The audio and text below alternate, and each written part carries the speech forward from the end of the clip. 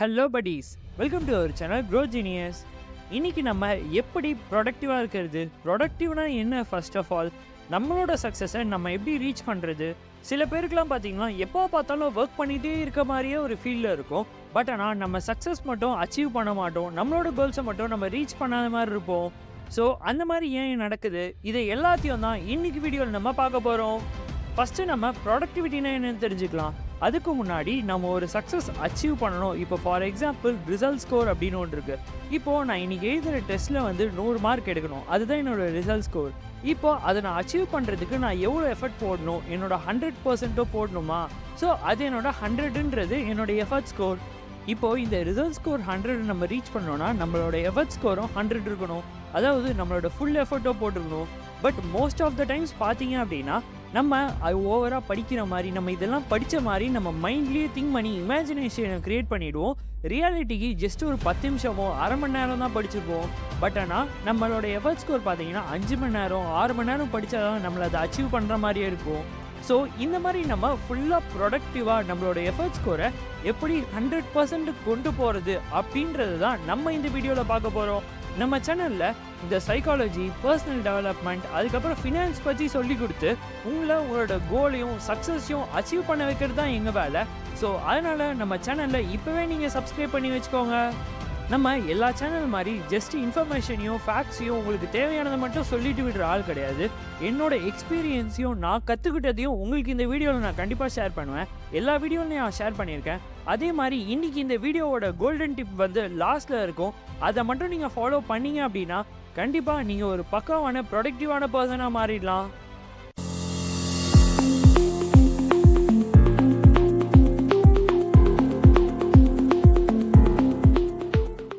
இப்போது நம்ம எப்படி ப்ரொடக்டிவாக ஆகலாம் அப்படின்றதுக்கான 8 ஸ்ட்ராட்டஜிஸ் தான் நான் உங்களுக்கு இப்போ சொல்ல போகிறேன். அதில் ஃபஸ்ட்டு ஸ்ட்ராட்டஜி என்ன அப்படின்னு பார்த்தீங்கன்னா அடாப்டிவ். அதாவது நம்ம லைஃப்பில் சில கோல்ஸ் வச்சுருப்போம், ஃபிசிக்கலாக வச்சுருப்போம், மென்டலாக வச்சுருப்போம், அதுக்கப்புறம் ஃபினான்ஸ் ஏர்ன் பண்ணுறதுக்காக வச்சுருப்போம். அதை எல்லாத்தையுமே ஆல்டர்னேட்டிவாக மாற்றி பண்ணுங்கள். அதாவது இன்னும் உங்களுக்கு புரிகிற மாதிரி சொல்லணும்னா, நம்ம யாராலையுமே ஒரு 5 to 6 hours கண்டினியூஸாக உட்காந்து படிக்க முடியாது. இல்லைனா கண்டினியூஸாக ஒரு பிரேக் கூட எடுக்காமல் ஒரு ஆஃபீஸ் ஒர்க்கோ ஏதோ கண்டினியூஸாக ஃபுல்லாக பண்ண முடியாது. ஸோ அதனால் நம்ம என்ன பண்ணணும் அப்படின்னு பார்த்தீங்கன்னா, நம்மளோட பிளானை அதுக்கேற்ற மாதிரி க்ரியேட் பண்ணிக்கணும். ஃபார் எக்ஸாம்பிள் என்னால் 2 hours தான் படிக்க முடியும் அப்படின்னா அந்த 2 hours படிக்கிற மாதிரி வச்சுக்கிட்டு, ஸோ அந்த டைமில் நம்மளோட படிக்கிற எஜுகேஷனல் கோல்ஸை அச்சீவ் பண்ணிவிடுவோம். அடுத்த 2 hours நான் எக்ஸசைஸ் பண்ண போகிறேன் அப்படின்ற என்னோட ஃபிசிக்கல் கோலை அச்சீவ் பண்ணிவிடுவோம். ஸோ அடுத்த ஒரு 2 hours இல்லை 1 hour நான் ஜேர்னல் எழுத போகிறேன், நான் மெடிடேஷன் பண்ண போகிறேன், அந்த மாதிரி செட் பண்ணிக்கிட்டோன்னா இதை மூணுத்தையும் ஆல்டர்னேட்டிவாக பண்ணும்போது நம்ம பிரெயினுக்கும் போர் அடிக்காது, ஒரே திங்லையும் அப்படியே ஸ்டெக்காக இருக்கிற மாதிரியும் இருக்காது. நம்ம ஆல்டர்னேட்டிவாக மாற்றி பண்ணும்போது நம்ம எல்லா கோல்ஸையும் சைமல்டேனியஸாக அச்சீவ் பண்ணுவோம். இன்னும் ரொம்ப சிம்பிளாக சொல்லணும்னா, உங்களோட பிரேக் டைமை ஒரு சோஷியல் மீடியா ஸ்க்ரோல் பண்ணுறதோ இல்லைனா சும்மா ஃப்ரெண்ட்ஸுக்கு கால் பண்ணி கதை அடிக்கிறத விட்டுட்டு அந்த டைம்லேயும் ஏதாவது ஒரு ப்ரொடக்டிவான திங்கை, வேறு ஏதாவது நீங்கள் பண்ணுற ஒர்க்குக்கு சம்மந்தமே இல்லாத ஒரு திங்கை அந்த இடத்துல எடுத்துகிட்டு வந்து வைங்க. ஸோ அப்படி பண்ணும்போது உங்கள் பிரெயின் டோட்டலாக சேஞ்ச் ஆகும்போது அதுக்கு அந்த ஒரு திங் பிரேக் மாதிரி தான் இருக்கும். அதே டைமில் நீங்கள் டிஸ்ட்ராக்ட் ஆகி அன்ப்ரொடக்டிவ் திங்ஸும் பண்ண மாட்டீங்க. நெக்ஸ்ட்டு செகண்ட் ஸ்ட்ராட்டஜி என்ன அப்படின்னு பார்த்தீங்கன்னா ஃபாஸ்டிங். அதாவது ஃபாஸ்டிங்னா விரதம் அந்த மாதிரி கிடையாது. நீங்கள் ஆல்கஹால் எடுக்கிற பர்சனாக இருந்தால் இல்லை சிகரெட் எடுக்கிற பர்சனாக இருந்தால் அது எல்லாத்தையும் அவாய்ட் பண்ணிவிட்டு, மேபி நீங்கள் காலேஜ் ஸ்டூடெண்ட்ஸ் இல்லைனா ஸ்கூல் ஸ்டூடெண்ட்ஸாக இருக்கீங்க, ஓவராக ஜங்க் ஃபுட் சாப்பிடுவீங்க அப்படின்னா அதெல்லாம் கூட கண்ட்ரோல் பண்ணிவிட்டு நம்மளோட ஹாப்பி ஹார்மோன்ஸ், அதாவது சின்ன திங்ஸை சாப்பிட்டாலே நம்மளுக்கு ஷார்ட் டேர்ம் கிராட்டிஃபிகேஷன் வரும் பாருங்கள். அதாவது ஹப்பாடா ஹாப்பி ஆகிடுச்சு, நம்மளுக்கு இந்த ஃபுட் நம்மளுக்கு ரொம்ப பிடிச்ச ஃபுட்டை நம்ம சாப்பிட்டாச்சு. ஸோ அந்த மாதிரி ஸ்மால் ஹாப்பினஸ் எல்லாத்தையும் கட் பண்ணிவிட்டு நீங்கள் ஒரு ஹார்ட் ஒர்க்கோ இல்லை நீங்கள் எய்ம் பண்ண எஃபர்ட்டை ஹார்ட் ஒர்க்கை போட்ட பிறகு அதுக்கப்புறம் ஒரு ரிசல்ட்டு, அதுக்கப்புறம் உங்களுக்கு ஒரு பிரேக் இல்லை ஒரு அவார்ட் நீங்களே கொடுத்துக்கோங்க. அப்படி பண்ணும்போது நம்ம பிரெயினுக்கு நல்லாவே தெரிஞ்சிடும், ஓகே நம்ம இந்த எஃபர்ட் அண்ட் ஒர்க் போட்டால் நம்மளுக்கு இந்த ரிவார்ட் கிடைக்கும்னு. ஸோ ஆட்டோமேட்டிக்காக அந்த ஒர்க் அண்ட் எஃபர்ட்டை நம்ம என்ஜாய் பண்ண ஆரம்பிச்சிருவோம். அதுக்கப்புறம் தேர்ட் திங் என்ன அப்படின்னா மெயின் திங் என்விரான்மெண்ட். இப்போ நீங்கள் என்ன தான் படிக்கணும்னு நினச்சாலும் உங்களை சுற்றி சவுண்டு போட்டுட்டு விளையாடிட்டு இருக்க பீப்புள், இல்லைனா எப்போ பார்த்தாலும் ஃபோனில் நோட்டிஃபிகேஷன், வாட்ஸ்அப் நோட்டிஃபிகேஷனும் இன்ஸ்டாகிராம் நோட்டிஃபிகேஷனும் அடிச்சுட்டே இருந்ததுன்னா நம்மளால் எப்படி ஒழுங்காக படிக்க முடியும்? நீங்கள் படிக்கும்போது உங்கள் ஃபோனை ஃபோக்கஸ் மோடில் போட்டு வீடு சைலண்ட்டாக இல்லை உங்களுக்கான ஒரு ரூம் எடுத்துக்கிட்டு அந்த ரூமையே பக்காவாக க்ளீனாக ஆர்கனைஸ்டாக இப்போ நம்ம ப்ரொடக்டிவாக படிக்கணும்னு நினைக்கிறோம். அந்த டைமு வீடே கிளம்ஸியாக குப்பை மாதிரி இருந்ததுன்னா நம்மளுக்கு எப்படி படிக்கணும்னு தோணும்? ஒரு நல்ல அட்மாஸ்பியர் வச்சுக்கிட்டு நல்ல நீட் அண்ட் க்ளீனாக ரூமை வச்சுக்கிட்டு உங்களுக்கு என்னென்ன பொருள் தேவையோ அது எல்லாமே ஆக்சசபிளாக இருக்கிற தூரத்தில் வச்சுட்டு உட்காருங்க. இப்போ ஃபார் எக்ஸாம்பிள் இப்போ நானே என்னோடய யூடியூப் சேனலில் கண்டென்ட் எழுதணும் அப்படின்னா பென்னு, பென்சில், நோட்டு, லேப்டாப்பு, என்னோடய மொபைல் ஃபோனு, ஹெட்செட்டு, வாய்ஸ் கொடுக்க என்னோடய மைக்கு, இது எல்லாத்தையும் நான் ஒன்றா எடுத்து வச்சுட்டு உட்காந்துட்டேன்னா நான் என்னடா இது இன்னொரு பொருள் எடுக்கணுமா, ஏஞ்சி போகணுமா அப்படின்னு லேசி ஆகிட்டு என் ஒர்க் அப்படியே நான் ஸ்டாப் பண்ணி நிப்பாட்டாமல் நான் கரெக்டாக என்னோடய ஒர்க்கை ப்ரொடக்டிவாக முடிச்சிருவேன். ஸோ அதே மாதிரி உங்கள் என்விரான்மெண்ட்டை நீங்கள் உங்களுக்கு ஏற்ற மாதிரி பக்காவாக வச்சுக்கோங்க. அடுத்து 4th ஸ்ட்ராட்டஜி என்ன அப்படின்னு பார்த்தீங்கன்னா learning style.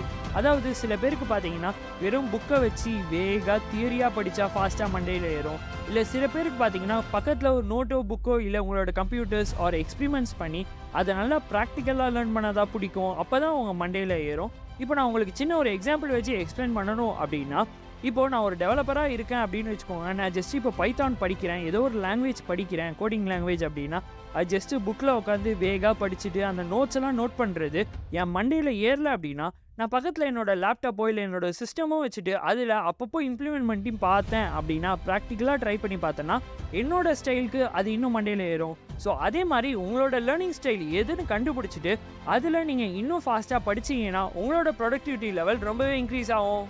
Next the most important thing இந்த 5th ஸ்ட்ராட்டஜி என்னென்னா ஹேபிட்ஸ்.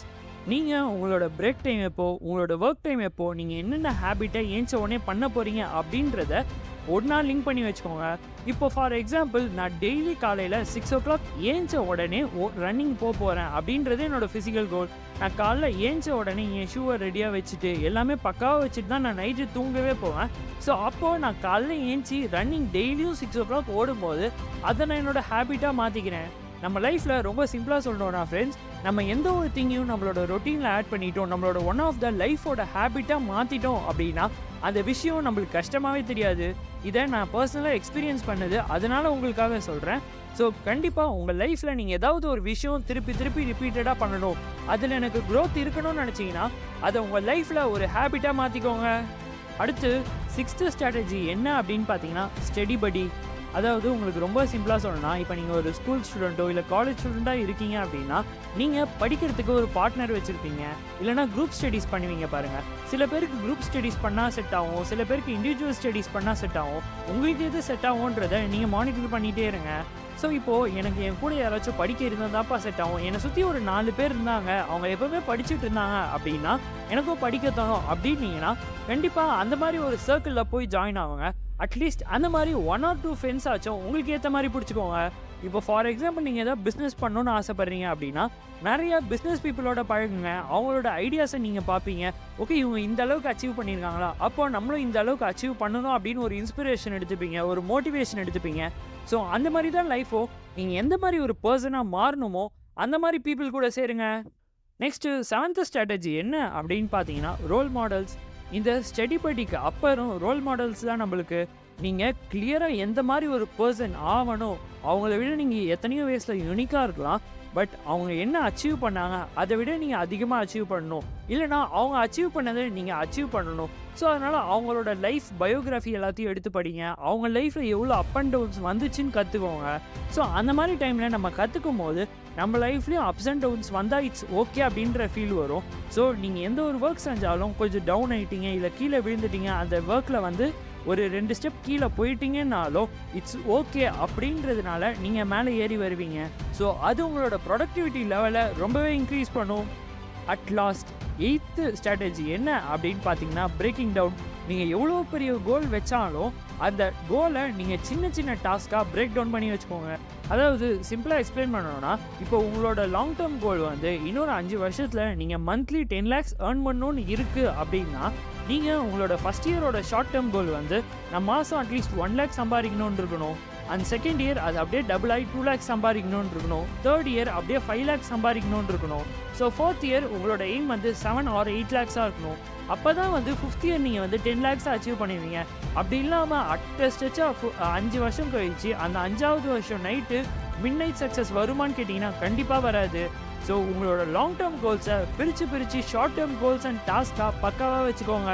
ஃப்ரெண்ட்ஸ், நீங்கள் இந்த வீடியோவை இவ்வளோ தூரம் பார்த்துக்கிங்கனாலே கண்டிப்பாக உங்களுக்கு உங்களோட பர்சனல் டெவலப்மெண்ட் மேலே அக்கறை இருக்குன்னு தான் அர்த்தம். ஸோ நீங்களும் ஒரு லீடர் ஆகணும் அப்படின்னு நினச்சிங்கன்னா நான் how to become a leader within 5 qualities அப்படின்னு ஒரு வீடியோ போட்டிருக்கேன். அந்த வீடியோக்கான லிங்க்கை நான் கீழே டிஸ்கிரிப்ஷன்லேயும் ஐ பட்டன்லேயும் தரேன்.